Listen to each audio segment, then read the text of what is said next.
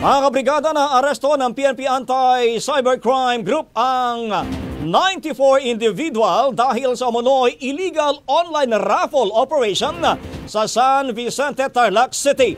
Ayon kay ACG Director Brigadier General Bernard Yang, ikinasa ang operasyon matapos ang masusing cyber patrolling na nagsiwalat ng 5-year operation ng sindikato sa iba't ibang lugar sa bansa.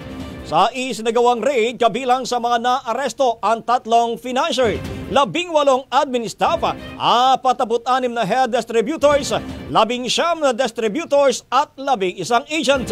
Nakumpiska din ang mga ebidensya ukol sa bentahan ng raffle tickets.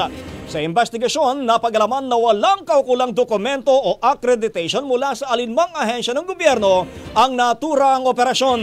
Wala ring napatunayang nanalo sa mga malalaking papremyo gaya ng sasakyan, business package o lote. May mga nananalo ng consolation prizes tulad ng grocery bags. Pero kaduda-duda pa rin ang proseso. Ginamit pa umano ng grupo ang isang government facility, isang gym sa San Vicente, Tarlac na may kaukulang permit mula sa LGU. Gayman, mismong pamahalang panlalawigan na rin ang nagpaabot ng impormasyon sa PNP upang ipasuri kung lehitimo ang operasyon.